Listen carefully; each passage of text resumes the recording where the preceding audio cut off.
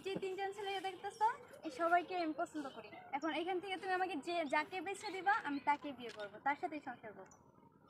মাশাআল্লাহ, তিনটা ছেলেই তো সোনার টুকরো। হ্যাঁ বাবা, থাক তাহলে আমি বাবা তুমি কি কাজ করো? কাকা আমি তো ভিডিও বানাই, ফেসবুক এবং ইউটিউবে কন্টেন্ট বানিয়ে আপলোড দেই। মাসে প্রায় 8-10 লক্ষ টাকা ইনকাম করি। 8-10 লক্ষ টাকা ইনকাম করো নাকি? কি বানো কি কইলা? ভিডিও কন্টেন্ট ক্রিয়েটর, মানে ওই যে ইউটিউবার আর কি, ইউটিউবার। মানে টিকটকার? টিকটকার। হ্যাঁ হ্যাঁ আঙ্কেল, আপনি ধরছেন। পছন্দ? হ্যাঁ টিকটকার। আমার ইনকাম আছে মাসে 7-8 লাখ টাকা। আচ্ছা ঠিক আছে, তোমারটা পাইছি। বাবা তুমি কি কাজ করো? জি আঙ্কেল, আমি তো আপাতত কোনো কাজ করি না, আমি লেখাপড়া করতে স্টুডেন্ট। তবে আমার বাবার অনেক জমিন আছে, এরপরে থাইল্যান্ড 2টা বাড়ি আছে, বাংলাদেশে 25টা বাড়ি করছে। কিন্তু বর্তমান বাংলাদেশে আমার বাবার নামে কোনো সম্পত্তি বিক্রি হয় না, বা উনি কিনতে পারতেছে না, কারণ উনি ওভার কিনে ফেলেছে।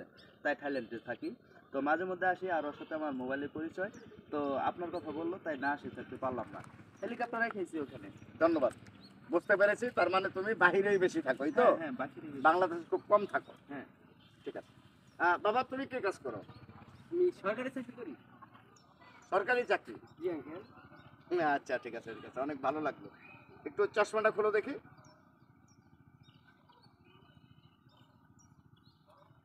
আঙ্কেল কানা না না, টিকরা। টেকরা। ঠিক আছে, চশমা লাগাও। বাহ, তুমি সরকারি চাকরি করো না? ইনকাম কত, বেতন কত? এই 25,000 টাকা। কত? 25,000। যাক সমস্যা নেই, বেতন কম থাকলেও যেহেতু সরকারি চাকরি একটা পেনশন আছে। তবে তোমার চয়েস দেখে আমি অবাক হয়ে যাচ্ছি।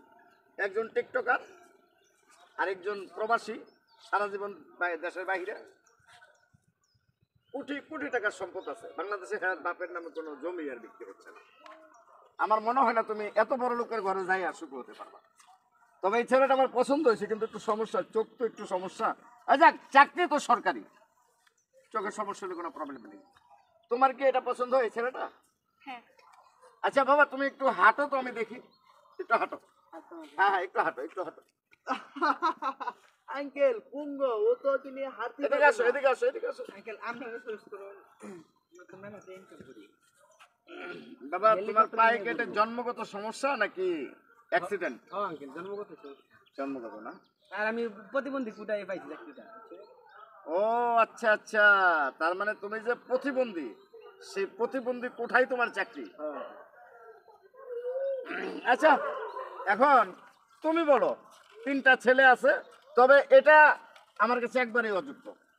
কারণ এটা যেহেতু প্রবাসে সারা জীবন থাকে, ও তোমাকে সুখী করতে পারবে না, কারণ ও বিভিন্ন নারীদের সাথে সঙ্গ দিবে, এটা আমি স্পষ্ট।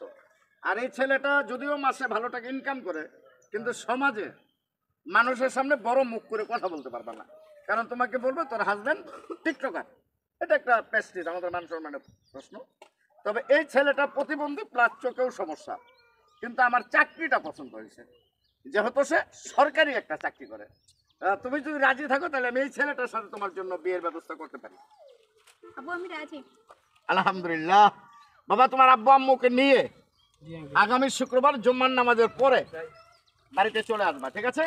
আমি তোমার বাবা মার সাথে কথা বলবো। হ্যাঁ ঠিক আছে মা, চলো। আচ্ছা তোমরা একটু চা খেয়ে যাও, আসো, বাসে আসো, আসো। না না না আঙ্কেল খোদা হাফেজ।